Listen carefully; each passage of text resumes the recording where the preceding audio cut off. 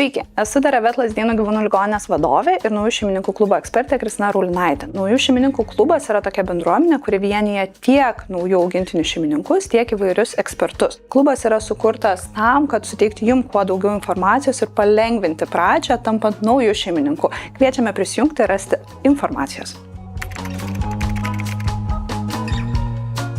Taip kaip ir mes žmonės galime nutukti, taip ir gyvūnai gali turėti tiek antsvorio, tiek gali būti nutukę. Pastaruoju metu tai yra labai opi problema, pažeidžianti labai didelę dalį gyvūnų, tiek šunių, tiek kačių. Priežasčių yra begalė įvairių, galima kalbėti tiek apie sveikatos problemas, kurios turi tiesioginę įtaką gyvūno svoriui ir medžiagų apykaitai, galima kalbėti apie amžių, tačiau didžioji dalis problemų kyla dėl mitybos įpročių, tai yra netinkamai parinktas racionas, per didelis kalorijų kiekis ir kita, tiek dėl neužtikrinamo gyvūno aktyvumo. Mažas aktyvumas gali lemti tai, kad kalorijos nėra sudeginamos, nėra kalorijų deficito, gyvūno svoris tik tai auga, dėl to atsiranda papildomos problemos, gyvūnas nebenori judėti, taip sukuriamas toks užburtas ratas ir mes turime tik augantį svorį.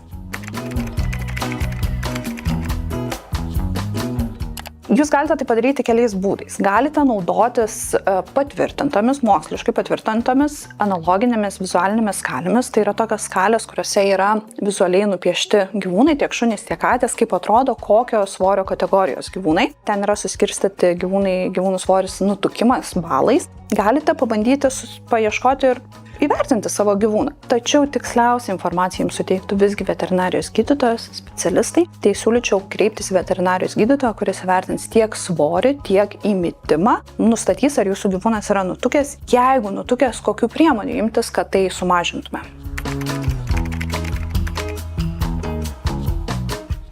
Gyvūno maistą normuoti tikriausiai yra lengviausia, jeigu jūs pasirinkote mitybą subalansuotą, pagamintą šerti sausų pašarų. Tuomet reikėtų vadovautis gamintojo nurodymais, įsivertinti gyvūno aktyvumą, įsivertinti gyvūno amžių, dydį, svorį ir pagal tai maitinti. Yra specialios talpos, kaip normuoti pašarą. Šiek tiek sunkesnė situacija yra, jeigu jūs gyvūną maitinate raw arba barf mitybą, tačiau irgi tikrai įmanomas normavimas. Normuojant pašarą labai svarbu atsižvelgti gyvūno amžių, kad pašaras būtų subalansuotas. Tačiau svarbu įvertinti ir tai, ar tikrai gyvūnas neturi jokių papildomų kalorijų iš kažkokių kitų šaltinių, ne tik iš savo pašaro.